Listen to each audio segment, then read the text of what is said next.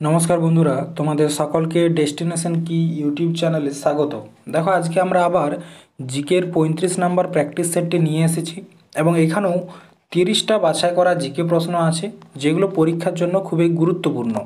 প্রথমেই দেখো যে প্রশ্নটি রয়েছে, 1928 সালে হিন্দুস্তান সোশ্যালিস্ট রিপাবলিকান অ্যাসোসিয়েশন, ঠিক আছে, হিন্দুস্তান সোশ্যালিস্ট রিপাবলিকান অ্যাসোসিয়েশন কোথায় প্রতিষ্ঠিত হয়?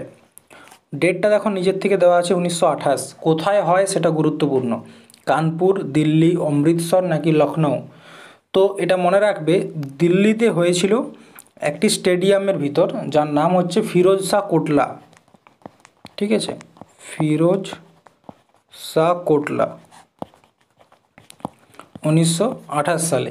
ঠিক আছে, এবং এই হিন্দুস্তান সোশ্যালিস্ট রিপাবলিকান আর্মি বা অ্যাসোসিয়েশনের যিনি ফাউন্ডার, সেটাও জানা দরকার আমাদের। এখান থেকেও প্রশ্ন আসে, ফাউন্ডার কে কে রয়েছেন? চন্দ্রশেখর আজাদ, চন্দ্রশেখর আজাদ, চন্দ্রশেখর আজাদ। ঠিক আছে, আরেকজনকার নাম হচ্ছে সুখদেব থাপর। কি নাম? সুখদেব থাপর। এবং শচীন্দ্রনাথ সান্যাল, শচীন্দ্রনাথ সান্যাল। ঠিক আছে, এই তিনজন হচ্ছে ফাউন্ডার। এবং ভগৎ সিং এই সোসাইটির, ঠিক আছে, হিন্দুস্তান সোশ্যালিস্ট রিপাবলিকান আর্মি বা অ্যাসোসিয়েশনের একজন লিডার ছিলেন। ঠিক আছে, নেক্সট, নিচের কোন বিপ্লবীকে আলিপুর বোমা হামলা মামলায় অভিযুক্ত হিসেবে ব্রিটিশরা গ্রেপ্তার করেছিল? আলিপুর বোমা হামলা, আলিপুর বোমা হামলা 1908 এবং 9-এর কেস, 1908 এবং 1909-এর কেস। এই কেসটা ভারতীয়দের হয়ে কে লড়েছিল? অরবিন্দ ঘোষ। ঠিক আছে, তো দেখো, কানাইলাল দত্ত, রাজেন্দ্র লাহিড়ী, রোশন সিং, আশফাক উল্লাহ খান। আলিপুর বোম মামলা, এখানে দুজনকে অ্যারেস্ট করা হয়েছিল। একজনকার নাম হচ্ছে কানাইলাল দত্ত এবং আরেকজনকার নাম হচ্ছে সত্যেন বোস, সত্যেন বোস। এই দুজনকে অ্যারেস্ট করা হয়েছিল। ঠিক আছে, এবং আশফাক উল্লাহ খান খুব গুরুত্বপূর্ণ নাম ভারতীয় স্বাধীনতা সংগ্রামে। ঠিক আছে, তিনি 1925 সালে কিসের সাথে যুক্ত ছিলেন? Kakori train robbery, Kakori train যে রবারি বা ডাকাতি, তার সাথে যুক্ত ছিলেন কে? আশফাক উল্লাহ খান। ঠিক আছে, নেক্সট, পঞ্চায়েত রাজ প্রথম কোন রাজ্যে গৃহীত হয়েছিল? পঞ্চায়েত সিস্টেম হরিয়ানা, মধ্যপ্রদেশ, রাজস্থান নাকি কর্ণাটক? পঞ্চায়েত রাজ প্রথমবার যেটা অ্যাডাপ্ট হয়েছিল সেটা হয়েছিল রাজস্থানের নাগর ডিস্ট্রিক্টে। ঠিক আছে, কোথায়? নাগর ডিস্ট্রিক্ট। এবং কত তারিখে? এটা মনে রাখবে, 2 অক্টোবর 1957। ঠিক আছে, নাগর ডিস্ট্রিক্টে। এরপর বলা হয়েছে, পরবর্তী প্রশ্ন দেখো, ভারতের সংবিধান অনুযায়ী মধ্যবর্তী স্তরে পঞ্চায়েত গঠিত হতে পারে না। মধ্যবর্তী স্তরে বলতে কি, যেটা পঞ্চায়েত সমিতির কথা বলা হয়েছে, এমন রাজ্য যেখানে জনসংখ্যা ড্যাশের বেশি নয়। দেখো, যেসব জায়গার জনসংখ্যা 25 লাখের বেশি নয়, বা 15 লাখের বেশি নয়, বা 12 লাখের বেশি নয়, বা 20 লাখের বেশি নয়। দেখো, এখানে যে প্রশ্নটা বলা হয়েছে পঞ্চায়েত সমিতি, পঞ্চায়েত সমিতি। ঠিক আছে, তো কোনো জায়গার, ঠিক আছে, এরিয়ার যদি জনসংখ্যা 20 লাখের কম হয়, ঠিক আছে, 20 লাখের যদি কম হয়, সেখানে কিন্তু পঞ্চায়েত সমিতি গঠন হবে না। পঞ্চায়েত সমিতি গঠন করতে গেলে 20 লাখের বেশি দরকার, মানে কি, জনসংখ্যা 20 লাখের বেশি নয়। ঠিক আছে, বোঝা গেছে? এরপর দেখো পঞ্চায়েত সমিতিকে, আমরা যদি পঞ্চায়েত সিস্টেমটা দেখি, পঞ্চায়েত সিস্টেমটা, তো এটা টোটাল 3টা স্তর। একটা হচ্ছে গ্রাম পঞ্চায়েত, একটা হচ্ছে গ্রাম পঞ্চায়েত, একটা হচ্ছে পঞ্চায়েত সমিতি, পঞ্চায়েত সমিতি। ঠিক আছে, আর একটা হচ্ছে জেলা পরিষদ। জেলা পরিষদ। তো যেসব এরিয়ার জনসংখ্যা 20 লাখের কম সেখানে কিন্তু পঞ্চায়েত সমিতি গঠন হয় না। কোনো জায়গার পঞ্চায়েত সমিতি গঠন করতে গেলে 20 লাখের বেশি জনসংখ্যা হতে হবে, ঠিক আছে। আচ্ছা, এই যে ত্রিস্তরীয় পঞ্চায়েত ব্যবস্থা আছে, এটা গঠন করার জন্য একটা সমিতি গঠন করা হয়েছিল, যার নাম হচ্ছে বলবন্ত রায় মেহতা সমিতি। বলবন্ত রায় মেহতা সমিতি, এটা মনে রাখবে। বলবন্ত রায় মেহতা সমিতি কিন্তু ত্রিস্তরীয় পঞ্চায়েত ব্যবস্থার গঠনের কথা বলেছিলেন এবং দ্বিস্তরীয় 2টা স্তরযুক্ত পঞ্চায়েত ব্যবস্থার কথা বলেছিল অশোক মেহতা সমিতি। কে বলেছিল? অশোক মেহতা। অশোক মেহতা সমিতি, ঠিক আছে। নেক্সট, পঞ্চায়েত রাজ কাঠামোতে কয়টি স্তর রয়েছে? টোটাল 3টা স্তর। এবং আমাদের যে সংবিধান, আমাদের সংবিধানের যে শিডিউল বা তফসিল রয়েছে, সেখানে 73 নাম্বার যে সংবিধান সংশোধন, ঠিক আছে, 1993-এর মাধ্যমে যুক্ত করা হয় পঞ্চায়েত ব্যবস্থাকে। এরপর কম হিমালয় মানে হচ্ছে তোমার লঘু হিমালয় ও শিবালিকের মধ্যবর্তী উপত্যকাকে কি বলে? লঘু হিমালয়, ঠিক আছে, এবং শিবালিকের মাঝের যে উপত্যকা, যে ভ্যালি তৈরি হয়, তাকে কি বলা হয়? ডুয়ার্স, তিহারি, তরাই নাকি দুন? তো দেখো, লঘু হিমালয় এবং শিবালিকের মাঝের যে এরিয়া, তাকে বলা হচ্ছে দুন। কি বলা হয়? দুন বলা হয়। শিবালিক এবং লঘু হিমালয়। আবার আমরা যখন হিমালয়কে ভাগ করি, প্রথমে কি আসে? হিমালয়ের এটা হচ্ছে তোমার ট্রান্স হিমালয়, ঠিক আছে। ট্রান্স হিমালয়ের পর আসে বৃহৎ হিমালয়। বৃহৎ হিমালয়ের পর মধ্য হিমালয় বা লঘু হিমালয়, তারপরে থাকে শিবালিক, তারপরে থাকে কি? বিশাল ময়দান, উত্তরের বিশাল ময়দান। এটা হচ্ছে তোমার ট্রান্স হিমালয়, টি লিখলাম। এটা হচ্ছে বৃহৎ হিমালয়, ঠিক আছে। এটা হচ্ছে মধ্য হিমালয় বা লঘু হিমালয়, এটা হচ্ছে শিবালিক। আর এটা হচ্ছে উত্তরের বিশাল ময়দান, উত্তরের বিশাল বিশাল ময়দান, ঠিক আছে। এটা হচ্ছে উত্তরের বিশাল ময়দান। তো এই যে ট্রান্স হিমালয় এবং বৃহৎ হিমালয় যদি আমরা দেখি, তো এই মাঝটাতেও একটা দেখো ঘাঁটি তৈরি হয়েছে, ঠিক আছে। ট্রান্স হিমালয় এবং বৃহৎ হিমালয়ের মাঝখানে যে ঘাঁটিটা তৈরি হচ্ছে, তার নাম হচ্ছে ITSZ। ITSZ সম্পূর্ণ নাম হচ্ছে ইন্ডো সাংপো সাচার জোন। ঠিক সেরকমভাবে তোমরা যদি দেখো, বৃহৎ হিমালয় এবং মধ্য হিমালয়ের মাঝেও কিন্তু একটা ভ্যালি তৈরি হয়েছে। এই যে ভ্যালিটা, এটাকে বলা হচ্ছে তোমার MCT। কি বলা হয়? MCT, যেটা সম্পূর্ণ নাম হচ্ছে মেন সেন্ট্রাল থ্রাস্ট। কি নাম? মেন সেন্ট্রাল থ্রাস্ট, ঠিক আছে। ঠিক সেরকম মধ্য এবং শিবালিকের মাঝখানে যেটা হচ্ছে, এটাকে বলা হচ্ছে MBF। MBF বা মেন বাউন্ডারি ফোল্ড। এবং তোমরা যদি শিবালিক এবং উত্তরের বিশাল ময়দানের যে ভাগটা, সেখানে যে ভ্যালিটা তৈরি হচ্ছে, তাকে বলা হচ্ছে HFF, যার সম্পূর্ণ নাম হচ্ছে হিমালয়ান ফ্রন্টাল ফোল্ড, ঠিক আছে। হিমালয়ান ফ্রন্টাল ফোল্ড, বোঝা গেছে? এটা হচ্ছে হিমালয়ের ভাগ। এরপর নিচের কোনটি সাদা পাহাড় নামে পরিচিত? হোয়াইট মাউন্টেন নামে কোনটি পরিচিত? চয়ু, মাকালু, লোটসে নাকি ধওলাগিরি? তো দেখো, হোয়াইট মাউন্টেন নামে কোনটা পরিচিত? তোমাদেরকে 2 সেকেন্ড উত্তর দিচ্ছি, মানে সময় দিচ্ছি উত্তর দেওয়ার জন্য, ঠিক আছে। তো দেখো, সাদা পাহাড় নামে যেটি পরিচিত সেটা হচ্ছে কি নেপালে অবস্থিত, এবং এটার নাম হচ্ছে ধওলাগিরি। এখানে যে 4টা অপশান রয়েছে, 4টা অপশানই নেপালে অবস্থিত।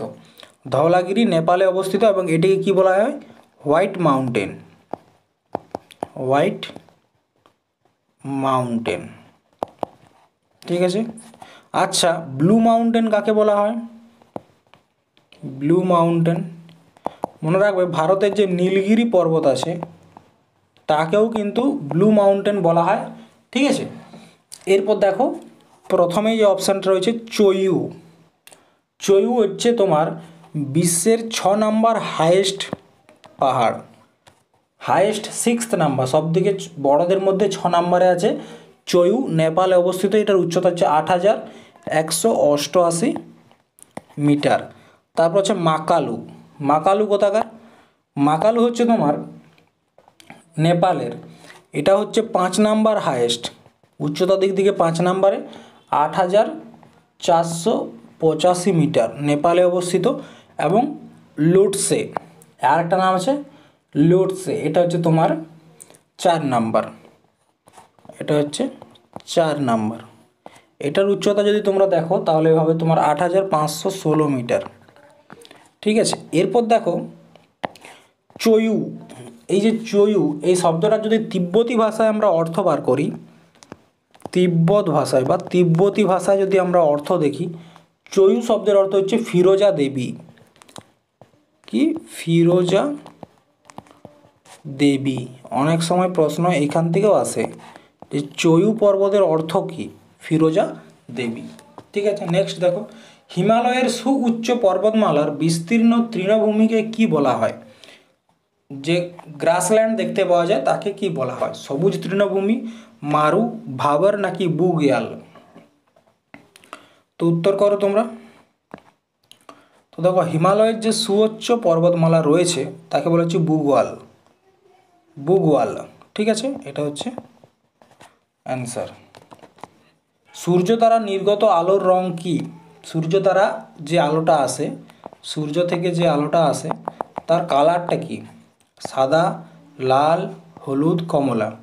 তো সূর্য থেকে যে আলোটা আসে তার রং হচ্ছে সাদা, এবং এটা যখন পৃথিবীতে এসে পৌঁছায় বিভিন্ন জিনিসের উপর, তখন সে বিভিন্ন রকমের রং তৈরি হয়।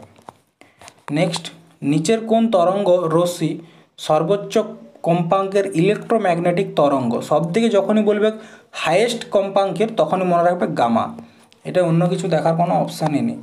এরপর নিচের কোনটি থেকে শব্দ যাত্রা করতে পারে না, মানে ট্রাভেল করতে পারে না এক জায়গা থেকে আরেক জায়গায়?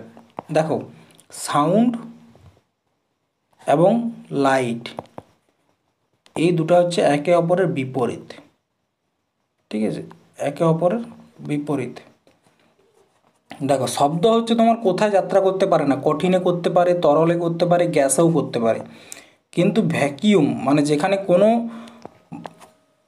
বায়ু নেই, ভ্যাকিউম বায়ুশূন্য অবস্থাতে কিন্তু শব্দ যাত্রা করতে পারে না। কিন্তু মনে রাখবে, লাইটের দিক থেকে আমরা যদি দেখি তাহলে হচ্ছে ভ্যাকিউমে সব থেকে ভালোভাবে সব আলো যাত্রা করতে পারে বা যেতে পারে। কিন্তু যদি কোনো কঠিন থাকে সেক্ষেত্রে কিন্তু আলো এক জায়গা থেকে আরেক জায়গায় যেতে পারে না, তখন বাধা পড়ে। ঠিক আছে, নেক্সট দেখো, মকরবিলাক্কু উৎসব কোন রাজ্যে পালিত হয়? মকরবিলাক্কু অন্ধ্রপ্রদেশ, তামিলনাড়ু, কেরালা, কর্ণাটক। তো মকরবিলাক্কু যে উৎসবটা রয়েছে এটা হচ্ছে তোমার কেরালা। কোথায় হয়? কেরালাতে হয়। আচ্ছা, অন্ধ্রপ্রদেশে কি কি হয়? অন্ধ্রপ্রদেশের একটা খুব গুরুত্বপূর্ণ হচ্ছে Flamengo festival. Flamengo, Flamengo festival.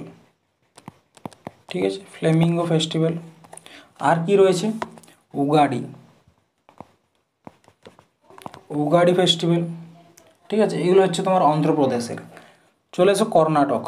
কর্ণাটকে কী কী রয়েছে? হাম্পি উৎসব, হাম্পি কর্ণাটক। ঠিক আছে, এরপর চলে এসো কাম্বালা বলে একটা উৎসব হয়, কাম্বালা, কাম্বালা। কাম্বালা উৎসবে কী করা হয় জানো? ষাঁড়কে কাদার মধ্যে ফেলে দৌড় করানো হয়, কাদাতে দৌড় করানো হয়, এটা বলে হচ্ছে কাম্বালা। এরপর তামিলনাড়ু। তামিলনাড়ু কী কী উৎসব রয়েছে? একটা তো রয়েছে পোঙ্গল, খুব গুরুত্বপূর্ণ। আচ্ছা, আট্টুকাল পোঙ্গল কোথায় হয়? আট্টুকাল পোঙ্গল কোথায় হয়? তোমরা এটার উত্তর দাও। ঠিক আছে, থাইপুসম কোথাকার? তামিলনাড়ু, থাইপুসম। ঠিক আছে, নেক্সট দেখো, বছরে কতবার বিহু উৎসব পালিত হয়? 2 বার, 3 বার, 5 বার নাকি 4 বার? তো বিহু উৎসব পালিত হয় টোটাল 3 বার। 3টা বিহুর 3টা নাম দেখো। ঠিক আছে, 3টা বিহুর তিনটা নাম। প্রথমত নামগুলো লিখি। দেখো, একটার নাম হচ্ছে ভোগলি, ভোগলি বিহু। আরেকটার নাম হচ্ছে রঙ্গোলি বিহু, রঙ্গোলি বিহু। আরেকটার নাম হচ্ছে কোংলি বিহু, কোংলি বিহু। এগুলো কোথাকার? আসামের, ঠিক আছে, আসামের উৎসব। আচ্ছা, এই যে ভোগলি বিহু রয়েছে এর আরও একটা নাম রয়েছে, এর নাম হচ্ছে মাঘ বিহু, মানে এটা মাঘ মাসে হয়, ঠিক আছে। এই রঙ্গোলিটার নাম হচ্ছে ভোয়াগ বিহু, বোহাগ, ঠিক আছে, বোহাগ বিহু। এবং কোংলি বিহু, এটার নাম হচ্ছে কাটি বিহু, কাটি বিহু, আসামের উৎসব। হ্যাঁ, নেক্সট, নিম্নলিখিত উৎসবগুলির মধ্যে কোনটির মানে merry making of the gods? Merry making of the gods কোন উৎসবের মানে? দিওয়ালি, পোঙ্গল, লাইহারোবা নাকি মকর সংক্রান্তি? তো merry making of the gods এটা হচ্ছে লাইহারোবা। লাইহারোবা উৎসবের অর্থ হচ্ছে merry making of the gods. এটা হচ্ছে মণিপুরের একটা গুরুত্বপূর্ণ ফেস্টিভ্যাল। কোথাকার? মণিপুরের একটি গুরুত্বপূর্ণ ফেস্টিভ্যাল, ঠিক আছে। কোন জনজাতি করে সেটাও থেকেও পড়ে, মেইতি জনজাতি। মেইতি জনজাতি মণিপুরের এই উৎসবটি পালন করে থাকে। মণিপুরে যদি আরও দু একটা উৎসব দেখো, তার মধ্যে একটা তোমরা যেটা পাবে সেটা হচ্ছে সংগাই উৎসব, সংগাই উৎসব।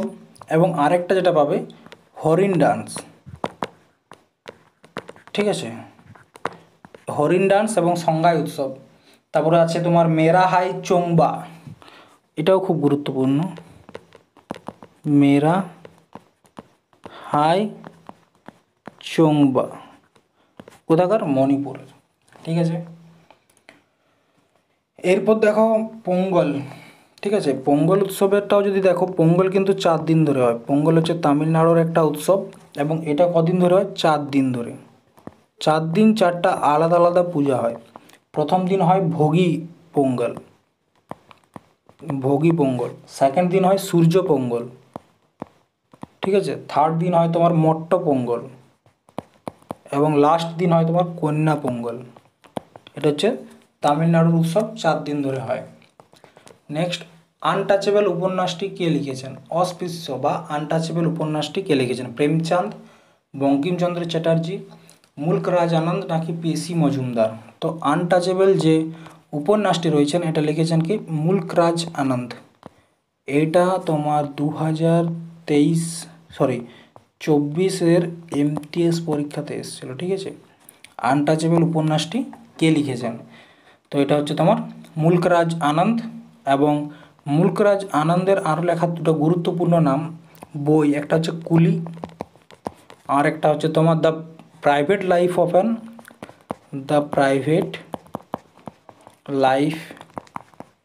অফ অ্যান ইন্ডিয়ান প্রিন্স,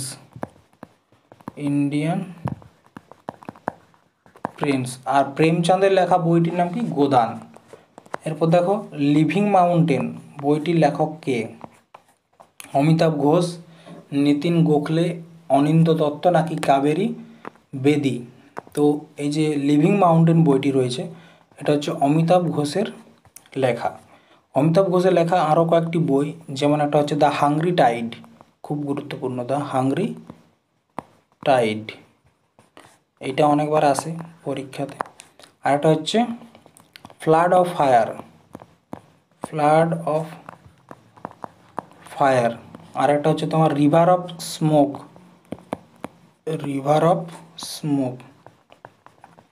মানে ধোঁয়ার নদী, ঠিক আছে।